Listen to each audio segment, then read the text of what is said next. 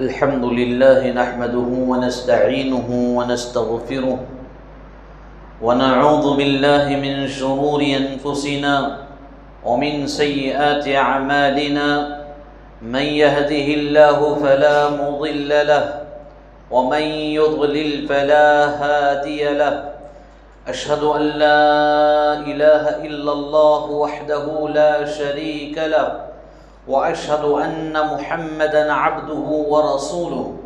أما بعد فإن أصدق الحديث كتاب الله وخير الهدي هدي محمد صلى الله عليه وسلم وشر الأمور محدثاتها وكل محدثة بدعة وكل بدعة ضلالة وكل ضلالة في النار. فأعوذ بالله السميع العليم من الشيطان الرجيم من همزه ونفخه ونفثه. بسم الله الرحمن الرحيم. يا أيها الناس اتقوا ربكم الذي خلقكم من نفس واحدة وخلق منها زوجها وبث منهما رجالا كثيرا ونساء واتقوا الله الذي تساءلون به والأرحام إن الله كان عليكم رقيبا. يا أيها الذين آمنوا اتقوا الله حق تقاته ولا تموتن إلا وأنتم مسلمون. يا أيها الذين آمنوا اتقوا الله وقولوا قولا سديدا يصلح لكم أعمالكم ويغفر لكم ذنوبكم ومن يطع الله ورسوله فقد فاز فوزا عظيما. قال الله تبارك وتعالى في كلامه المجيد والفرقان الحميد: وما أمروا إلا ليعبدوا الله مخلصين له الدين حنفاء ويقيموا الصلاة ويؤتوا الزكاة وذلك دين القيمة.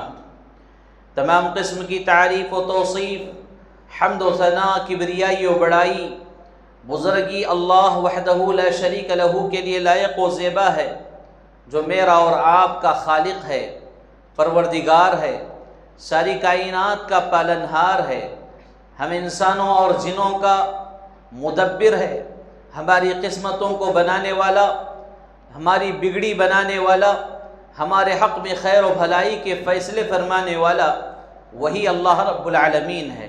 اور ساری عبادتیں، ساری حمد و ثنا، ساری تعریفیں اسی کے لیے ہے جس کا کوئی ساتھی نہیں. وہ اکیلا ہے، تنے تنہا ہے، اور اس جیسی کوئی شے نہیں.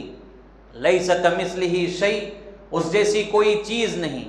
ایسے پالنہار پروردگار کے لیے ہی ساری تعریفیں ہیں.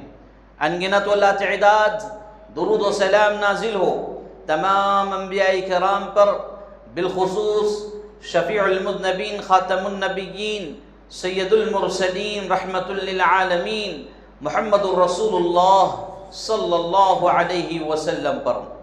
انگنت و لا تعداد اللہ کی رحمتیں، سلامتیں نازل ہوں صحابہ و صحابیات رضوان اللہ علیہم اجمعین پر، تابعین، تبع تابعین، ائمہ، مجتہدین، فقہاء و محدثین، سلف صالحین پر. قابل احترام بزرگان دین، نوجوانان اسلام، خواتین اسلام، آج کے خطبہ جمعہ میں ایک ایسا موضوع لے کر میں آپ کے روبرو کھڑا ہوں جو ساری عبادتوں کی روح ہے، ساری نیکیوں کی روح ہے، اور اس کے بغیر عبادتیں زندہ مانی نہیں جاتی، عبادتیں مردہ سمجھی جاتی ہیں. ایک ایسا حساس عنوان لے کر میں آپ کے روبرو کھڑا ہوں جس سے میرا اور آپ کا دل دن بدن خالی نظر آتا جا رہا ہے. اس کی اصلاح انتہائی اہمیت کی ضرورت حامل چیز ہے. لہذا آج کے مختصر سے خطبہ جمعہ میں اخلاص سے متعلق ہم گفتگو فرمائیں گے. نیک اعمال کی قبولیت میں اخلاص کا بڑا اثر رہا ہے. اللہ رب العالمین نے اخلاص کا حکم دیا ہے. اللہ کے نبی محمد رسول اللہ صلی اللہ علیہ وسلم کی ساری زندگی، آپ کی حیات طیبہ امتیوں کو مخلص بننے کی طرف دعوت دیتی ہیں، اور خود اللہ کے نبی محمد رسول اللہ صلی اللہ علیہ وسلم اس کائنات کے سب سے بڑے مخلص تھے، اور آپ نے یہ حکم بھی بیان فرمایا۔ صحابہ و صحابیات، تابعین و تابعات، سلف صالحین کی زندگیاں ہمیں اخلاص کی طرف دعوت دیتے ہیں۔ سامعین، آج ہم میں دو طرح کے لوگ پائے جاتے ہیں۔ پہلی قسم ان لوگوں کی جو عبادتوں سے بہت دور ہیں، ان کے پلے عبادت پڑتی ہی نہیں ہے، وہ عبادتوں سے اپنا من اپنا جی چراتے رہتے ہیں۔ ایسے لوگوں کے لیے تو اللہ کی بہت ساری وعیدیں ہیں اور یہ لوگ جہنم رسید ہونے والے ہیں، العیاذ باللہ۔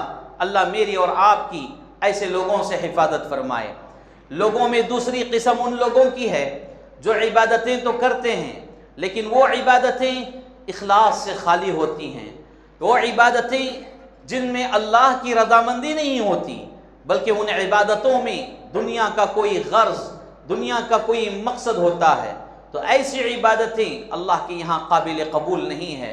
محترم سامعین، میں نے آپ کے سامنے خطبہ مسنونہ کے بعد سورۃ البینہ کی آیت نمبر 5 پڑھی ہے۔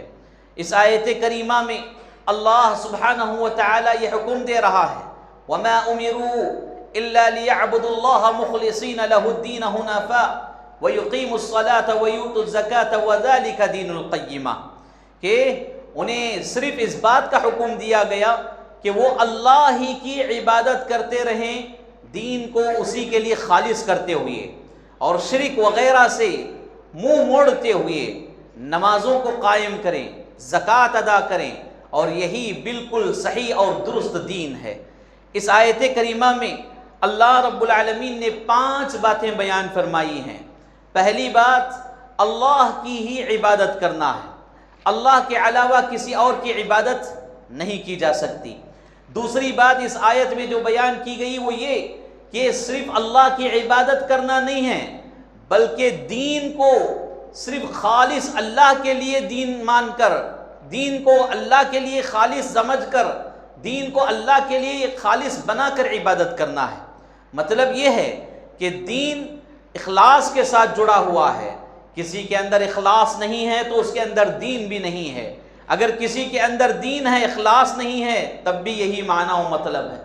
میرے بھائیوں، تیسری بات یہ ہے کہ غیر اللہ سے یعنی شرک والے کاموں سے منہ موڑنا ہے، اجتناب کرنا ہے، روگردانی کرنا ہے اور اس سے دور رہنا ہے، اس سے محفوظ رہنا ہے۔ چوتھا کام، چوتھی بات اللہ رب العالمین نے اس آیت کریمہ میں یہ بیان کی کہ نماز قائم کرنا ہے۔ اور نماز کیسے قائم کرنا ہے؟ نماز کے جو کچھ اصول و ضوابط ہیں، نماز کے جو کچھ ارکان ہیں، واجبات ہیں، نماز کے جو کچھ شروط ہیں، جو تقاضے ہیں، انہیں پورا کرتے ہوئے نماز کی پابندی کرنا چاہیے، نماز کو قائم کرنا چاہیے۔ پانچویں اور آخری بات اس آیت کریمہ میں اللہ سبحانہ و تعالی نے زکوٰۃ دینے پر کہا ہے، یعنی زکوٰۃ بھی اس کے تقاضوں کے ساتھ پورا کیا جائے گا۔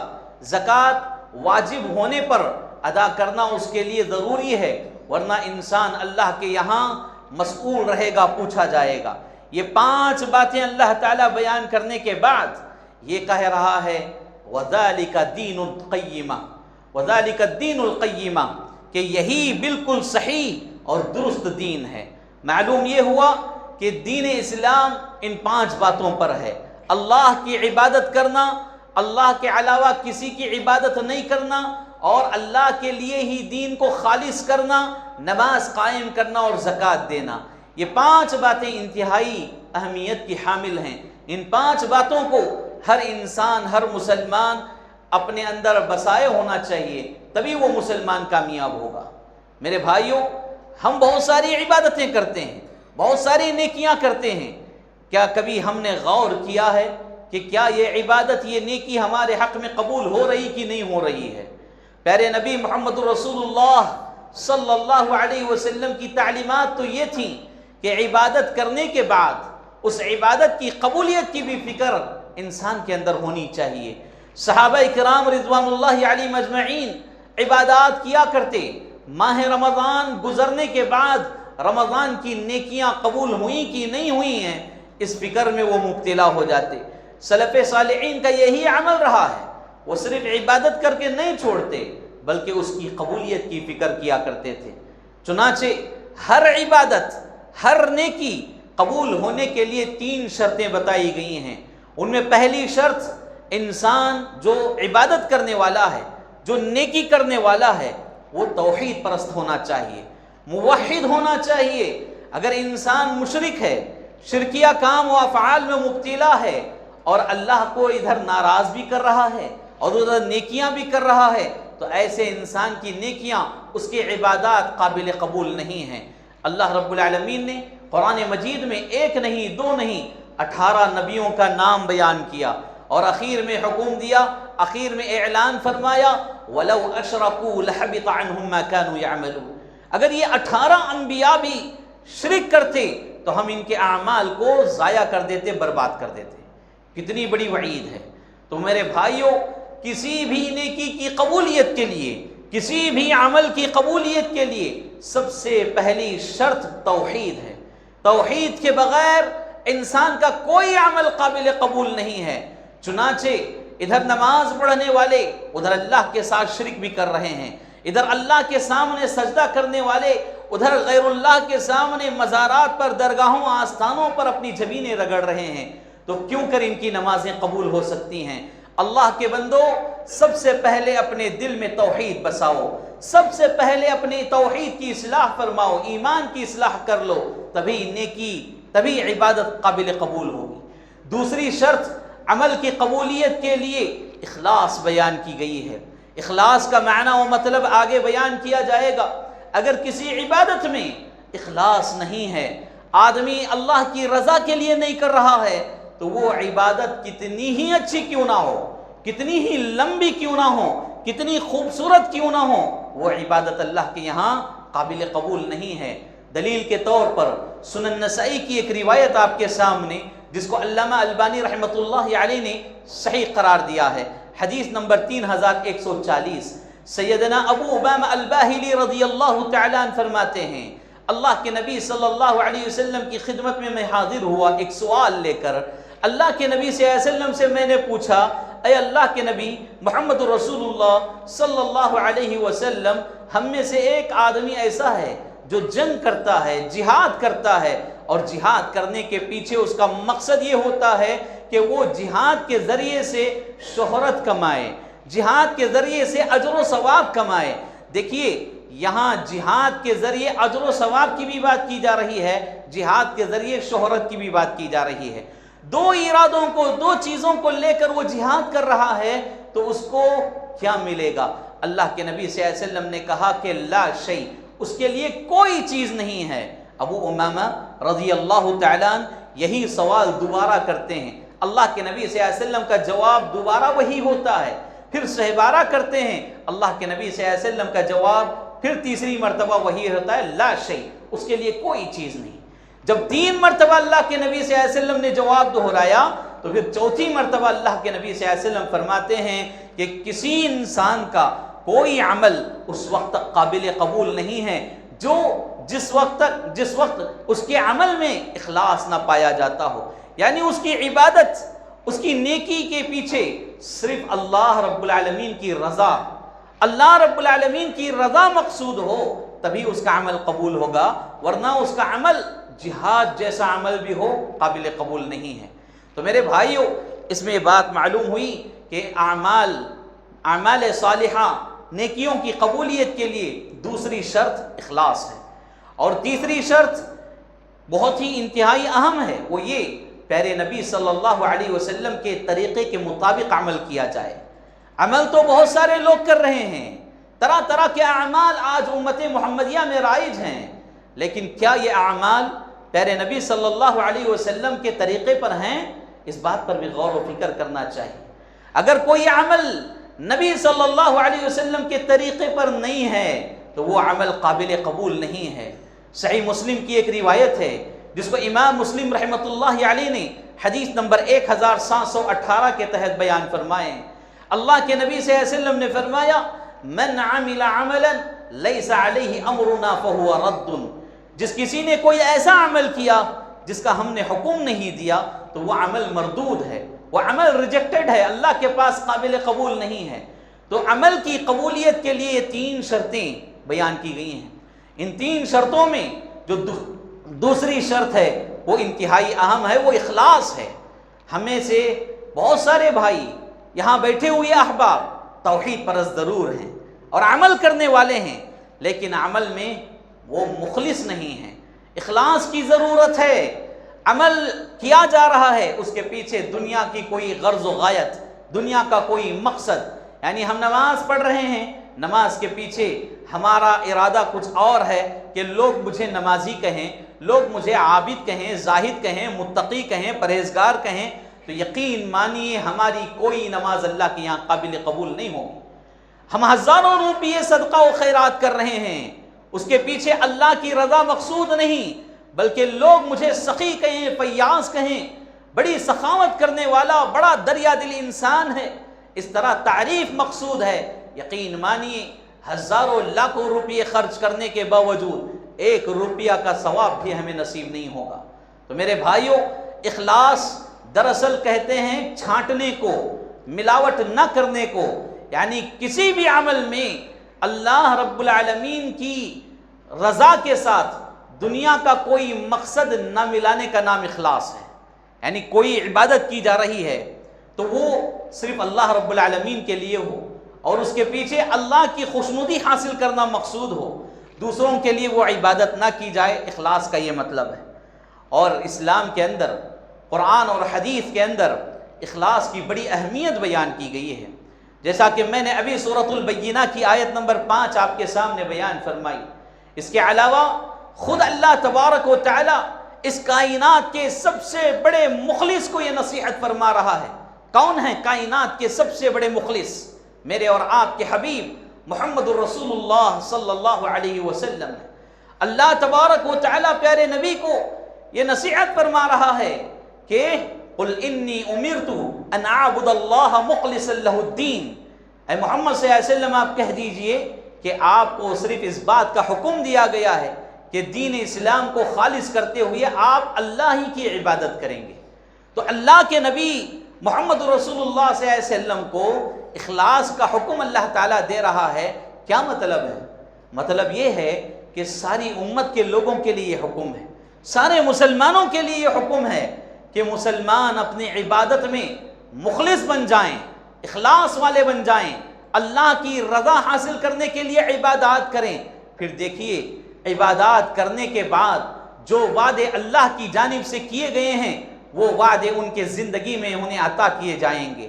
یہاں ہماری عبادتیں اخلاص سے خالی ہیں، اخلاص سے ہماری عبادتیں پھیکی نظر آ رہی ہیں، پھر ہم یہ کہتے ہیں کہ عبادت کرنے کے باوجود ہمیں اس کا صحیح خاطر خواہ پھل نصیب نہیں ہو رہا ہے، عبادت کا فائدہ نظر نہیں آ رہا ہے۔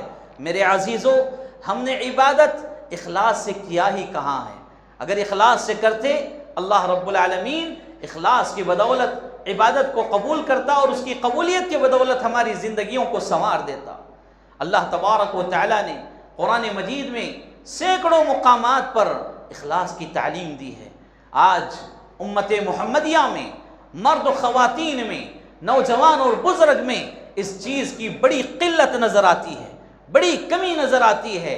حاجی ہو کہ غازی، نمازی ہو یا پھر مسجد کے پہلے صف کا عادی، سب کے اندر اخلاص کی کمی نظر آ رہی ہے۔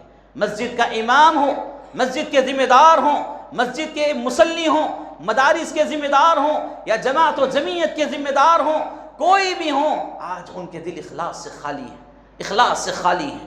ہم عہدہ چاہتے ہیں، منصب چاہتے ہیں، کرسیاں چاہتے ہیں، کرسیوں کے لیے ایک دوسرے کا گریبان چاک کرنا جانتے ہیں اور ایک دوسرے کی عزتوں سے کھلواڑ کرنا چاہتے ہیں، لیکن یہاں اخلاص کہاں ہے؟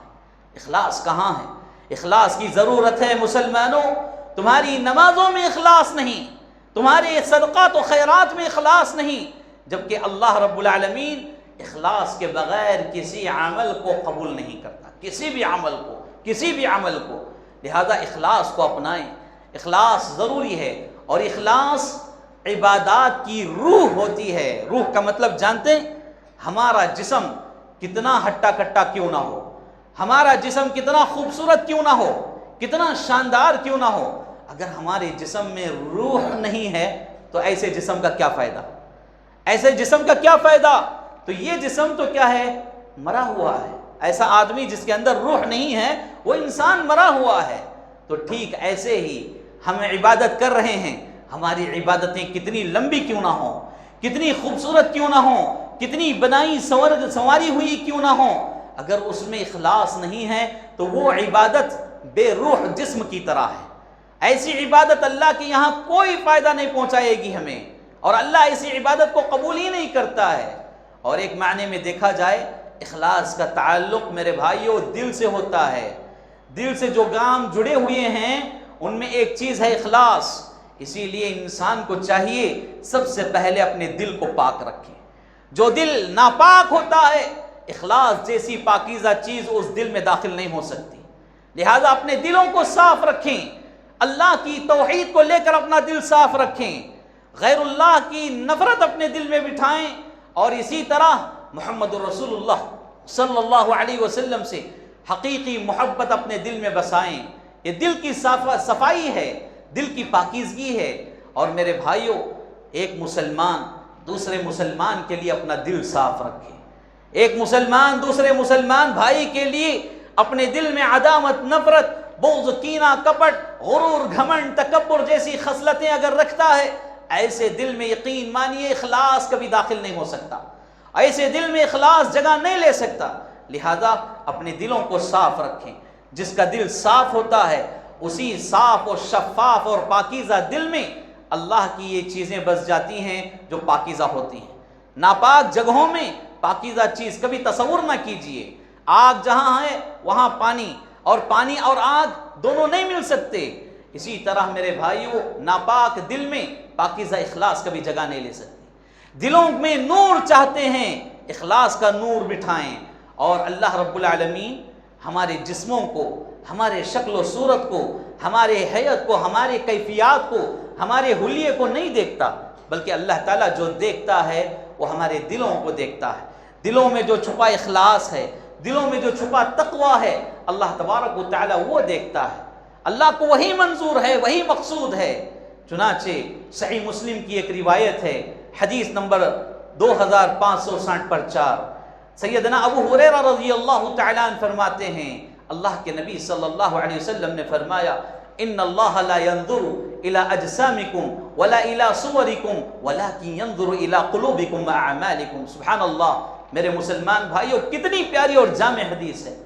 یقیناً اللہ تبارک و تعالیٰ تمہارے شکل و صورت کو نہیں دیکھتا، تمہارے جسموں کو نہیں دیکھتا، بلکہ اللہ تبارک و تعالیٰ تمہارے اعمال کو دیکھتا ہے، تمہارے دلوں کو دیکھتا ہے۔ دلوں کو دیکھنے کا مطلب کیا ہے؟ محدثین نے یہ بات بیان فرمائی، دلوں کو دیکھنے کا مطلب یہ ہے کہ اس دل میں تقویٰ کتنا ہے، اس دل میں اخلاص کتنا ہے، اللہ تعالیٰ یہ ضرور دیکھتا ہے۔ تو میرے بھائیوں، لمبی چوڑی عبادتیں کرنے سے پہلے اپنے اندر اخلاص پیدا کریں۔ اور ہم اگر دنیاوی معاملات کے اعتبار سے دیکھیں تو آج ایک شوہر اپنی بیوی کے ساتھ مخلص نہیں ہے، اور ایک بیوی شوہر کے ساتھ مخلص نہیں ہے۔ اخلاص کی کمی صرف عبادتوں میں نہیں بلکہ معاملات میں بھی ہو چکی ہے۔ تبھی آج خونی رشتے، دینی رشتے سلامت نہیں ہیں، ایک دوسرے کے دشمن بنے بیٹھے ہیں۔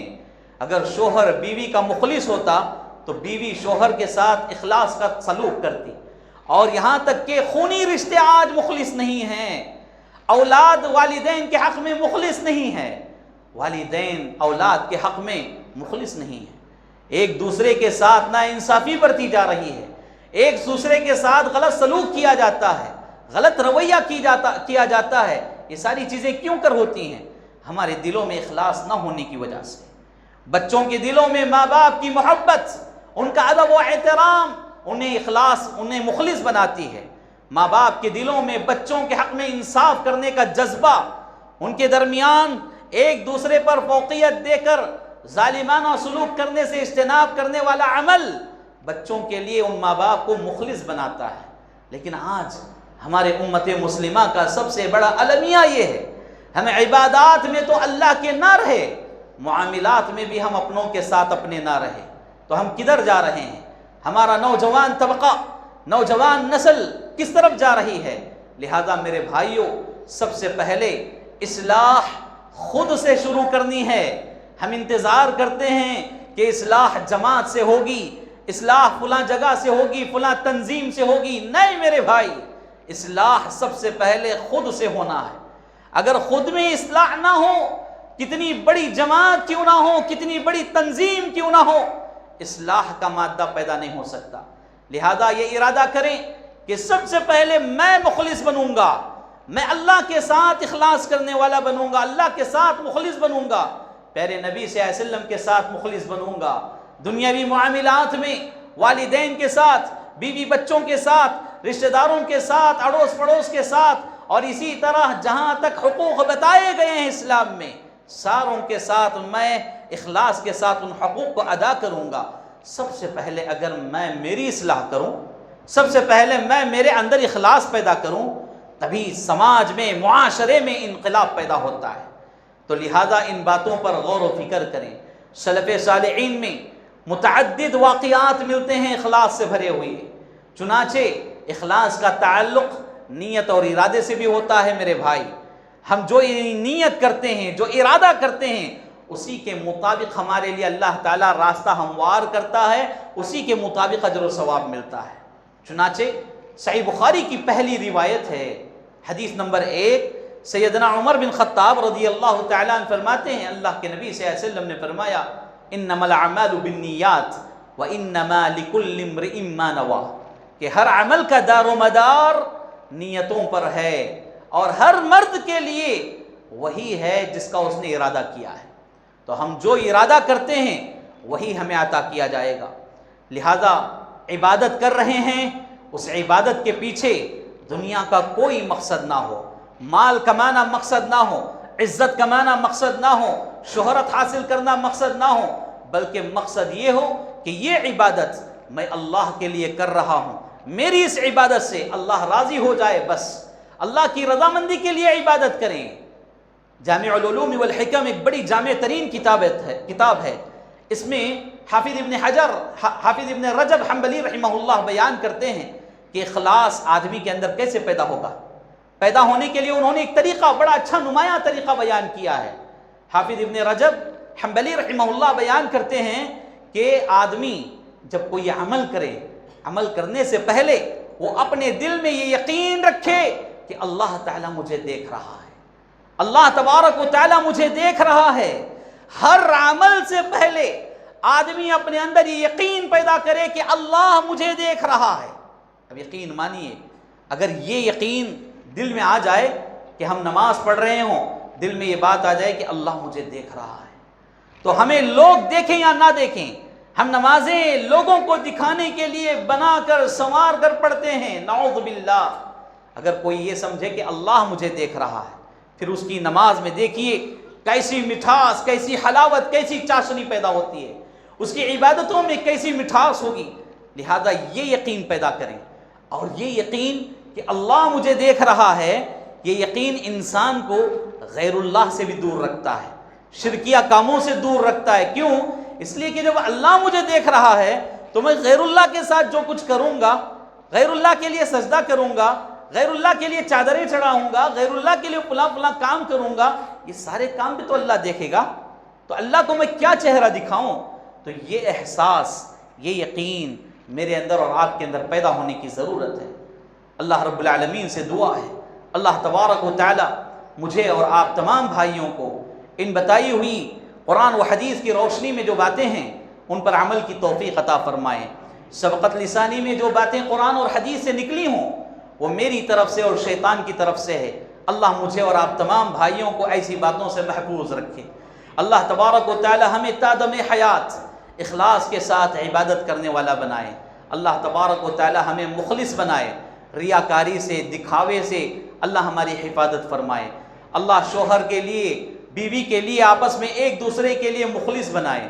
اللہ ہماری عبادات کو، دنیاوی معاملات کو اللہ خیر و بھلائی کے فیصلے فرمائے، اور ان عبادات اور ان معاملات کو اللہ قبول فرمائے، ان میں اللہ ہمیں مخلص بنائے۔